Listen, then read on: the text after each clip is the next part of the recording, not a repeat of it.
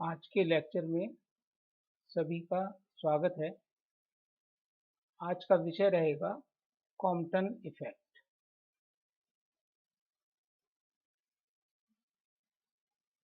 Compton effect क्या होता है? इससे पहले के लेक्चर्स में हमने पढ़ा था फोटो इलेक्ट्रिक इफेक्ट। अब हम यहाँ बात करेंगे कॉम्पटन इफेक्ट।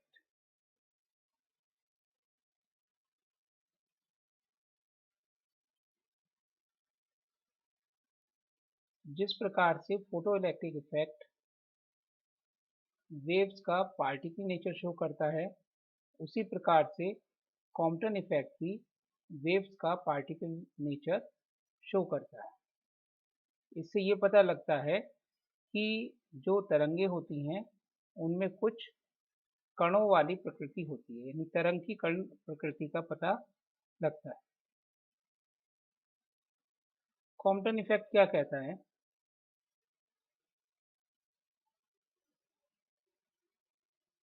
कि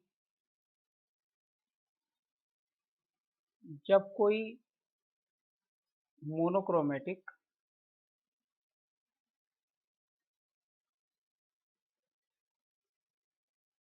एक्सरे,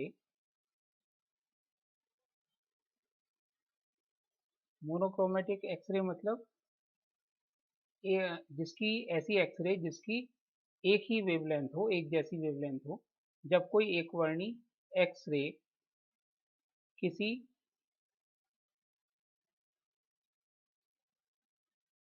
कम परमाणु क्रमांक वाले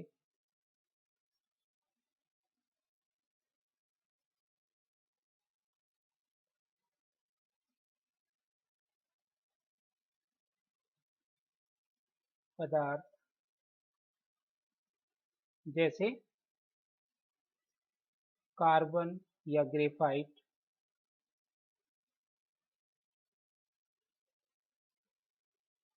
पर आती है तो स्कैटरिंग हो जाती है इसकी, यानी इसका प्रकीर्णन होता है और प्रकीर्णन के पश्चात, स्कैटरिंग के पश्चात हमें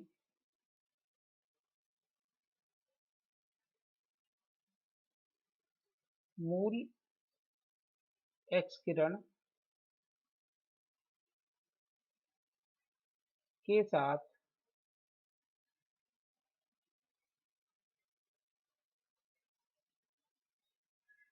बढ़ी हुई वेवलेंथ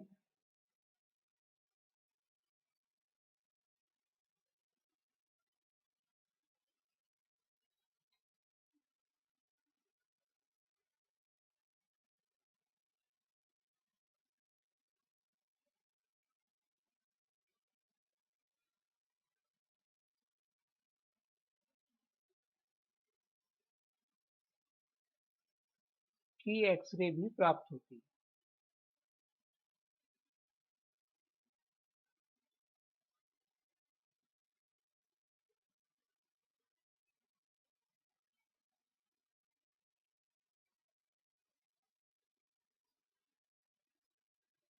यह घटना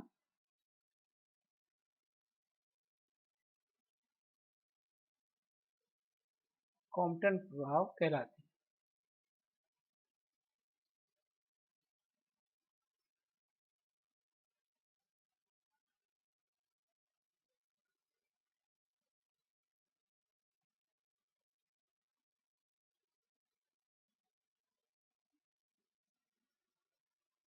तो क्लासिकल फिजिक्स के अनुसार जब कोई एक्स रे, यानी जिसकी प्रकृति तरंग प्रकृति होती है, किसी पदार्थ पर आती है तो उससे स्कैटरिंग के पश्चात उसकी वेवलेंथ में कोई चेंज नहीं आना चाहिए, क्योंकि जो कोलिजन होगा वो इलास्टिक कोलिजन होगा और एनर्जी का ट्रांसफर नहीं होगा। लेकिन कॉम्पटन नामक साइंटिस्ट ने ये देखा कि प्रकीर्णन के पश्चात स्कैटरिंग के बाद वेवलेंथ चेंज हो जाती है, इसलिए यह घटना कॉम्पटन प्रभाव कहलाती है। तो इस घटना की व्याख्या क्लासिकल फिजिक्स के अनुसार नहीं की जा सकी। इस घटना की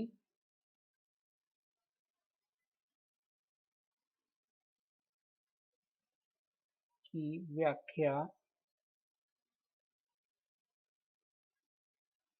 क्लासिकल फिजिक्स या चिरसम्मत यांत्रिकी से नहीं की जा सकी,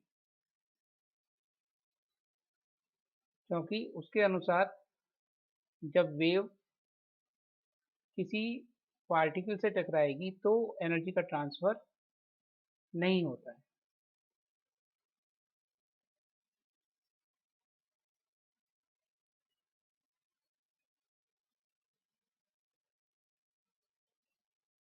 तो अब इसकी व्याख्या करने के लिए कॉम्पटन ने प्लैंक के क्वांटा सिद्धांत का यूज किया। कॉम्पटन ने क्या करा? कॉम्पटन ने माना कि एक्स किरणें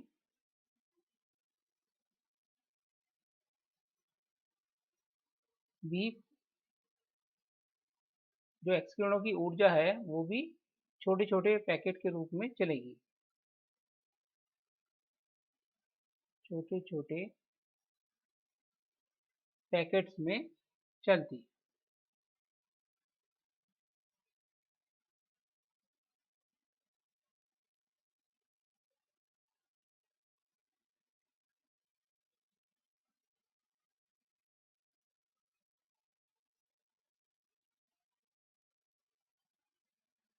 जैसे आइंस्टीन ने माना था कि प्रकाश ऊर्जा छोटे छोटे पैकेट्स के रूप में चलती है, कॉम्पटन ने मान लिया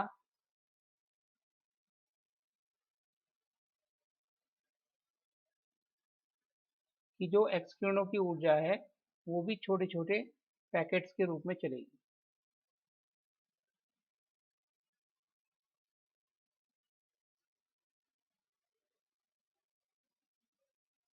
और प्रत्येक पैकेट की ऊर्जा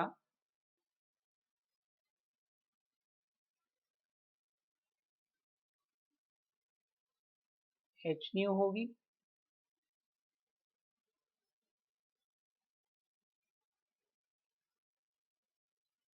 जहां एच प्लैंक नियतांक,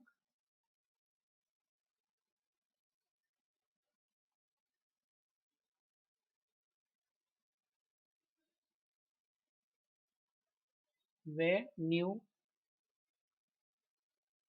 एक्स किरणों की आवृत्ति है।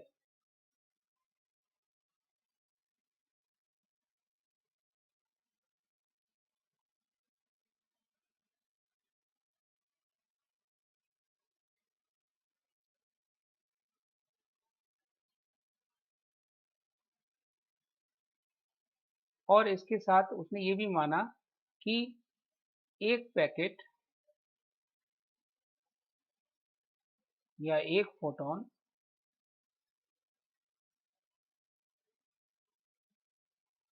पदार्थ में उपस्थित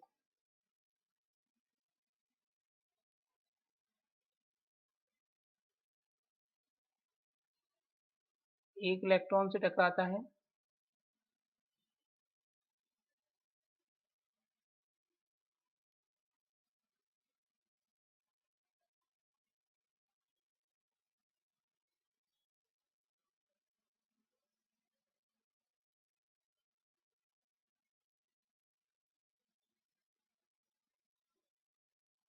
और अपनी कुछ ऊर्जा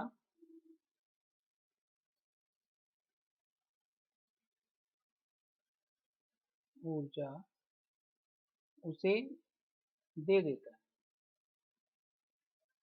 यहाँ पर जो इलेक्ट्रॉन होता है वो एटम से बंधा हुआ होता है, उसे छोड़ के नहीं जा सकता, पदार्थ के अंदर ही रहेगा। लेकिन जो पदार्थ होता है वो कम परमाणु क्रमांक वाला होता है, यानी कि हल्का होता है। तो इलेक्ट्रॉन को हम हल्का मान सकते हैं कि हल्के रूप से वो बंधा हुआ है, वो बाहर तो नहीं निकलता लेकिन अपनी जगह से हिल सकता है। तो कॉम्पटन के अनुसार energy of X-ray moves in the form of small packets called quanta, and energy of every packet is h nu, where h is Planck constant and frequency of X-ray is nu, incident frequency is nu, and one photon strikes with one electron present in material of low atomic number and transfer some of its energy to that electron. तो जब वो अपनी ऊर्जा का कुछ भाग electron को दे देगा तो उसमें जो फोटोन की ऊर्जा कुछ कम हो जाएगी और इलेक्ट्रॉन की काइनेटिक एनर्जी कुछ बढ़ जाएगी। इस कारण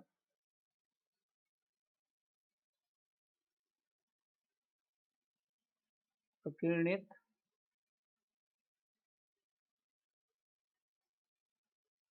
फोटोन की ऊर्जा कुछ कम हो जाएगी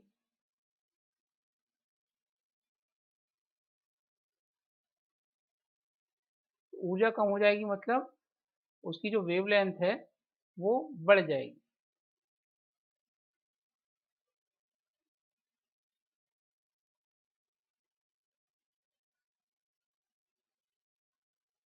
तो ये अजम्पशन देने के बाद कॉम्पटन ने मैथमेटिकली ये देखा कि अगर एक एक्सरे का फोटोन किसी इलेक्ट्रॉन से टकराता है तो स्कैटरिंग के बाद कितनी वेवलेंथ हमें प्राप्त होगी और स्कैटर्ड वेवलेंथ प्रकीर्णित तरंगदैर्ध्य और इंसिडेंट वेवलेंथ के बीच में कितना डिफरेंस आएगा। अब अगर ये जो डिफरेंस आएगा थ्योरी का और प्रैक्टिकल का अगर सेम आ जाए तो कॉम्पटन इफेक्ट की पूरी तरीके से व्याख्या हो जाएगी। तो इसके लिए कॉम्पटन ने एक नई टर्म दी जिसे हम कहते हैं कॉम्पटन शिफ्ट। तो एक्सपेरिमेंटली प्रूव करने के लिए उसने क्या करा कि स्कैटर्ड वेवलेंथ यानी कि मॉडिफाइड वेवलेंथ और इंसिडेंट वेवलेंथ आने वाली वेवलेंथ का डिफरेंस कैलकुलेट किया जिसे उसने कहा कॉम्पटन शिफ्ट। तो एक वर्ड दिया उसने कॉम्पटन शिफ्ट।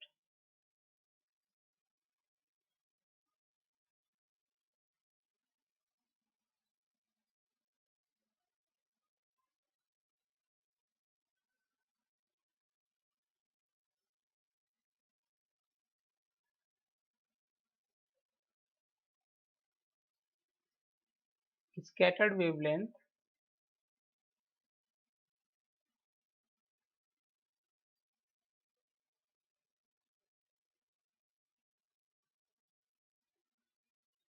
व इंसिडेंट वेवलेंथ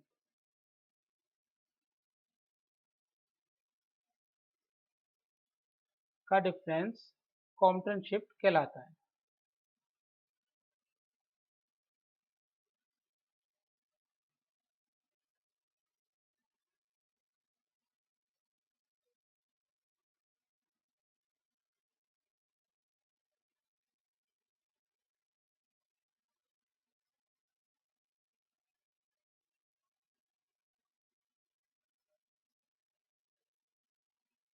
अर्थात कॉम्पटन शिफ्ट जो है अगर टकराने के बाद प्रकीर्णित वेवलेंथ लैम्डा डैश हो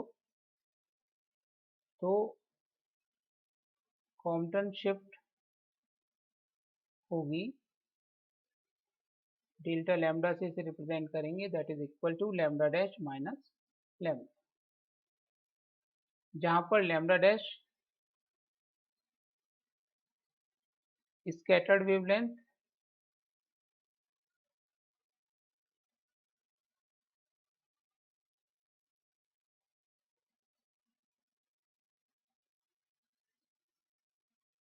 और लैम्डा इंसिडेंट वेवलेंथ है।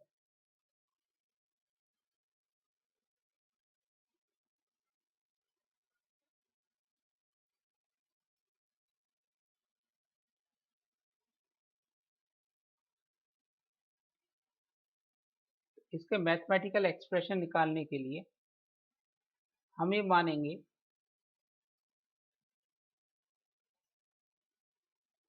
माना हमारे पास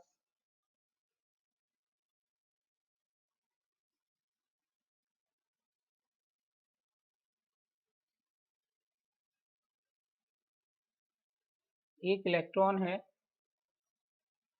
जो रेस्ट मास स्मॉल m का है और लगभग स्थिर है, यानी उसकी वेलोसिटी 0 है।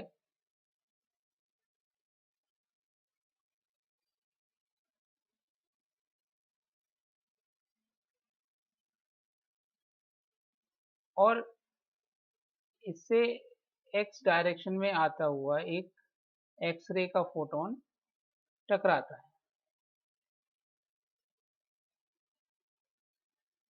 इस फोटॉन की एनर्जी h न्यू है और मोमेंटम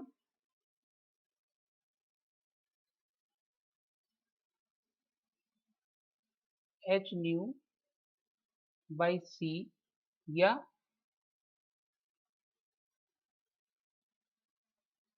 h ओवर लैम्डा है। तो जब आके इससे टकराता है तो टकराने के बाद यानी स्कैटरिंग के बाद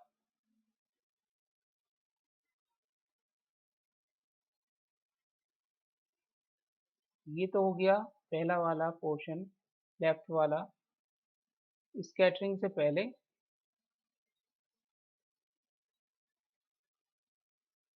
और ये हो गया राइट वाला पोर्शन स्कैटरिंग के बाद।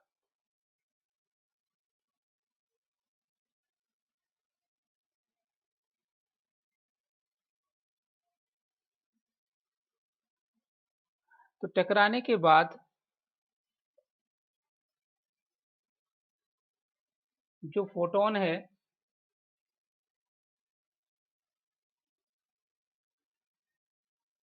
वो एक्स एक्सिस से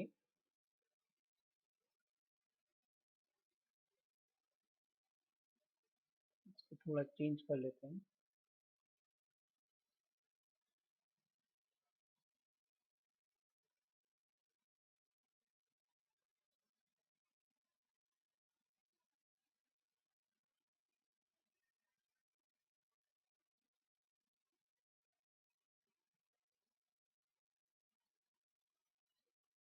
टकराने के बाद जो फोटॉन है वो एक्स एक्सिस से थीटा एंगल पर चलता है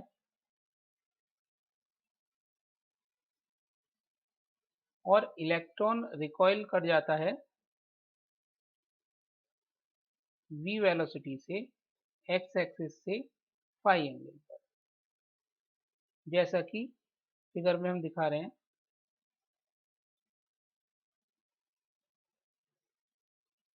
तो इसका मोमेंटम यहाँ हो गया mv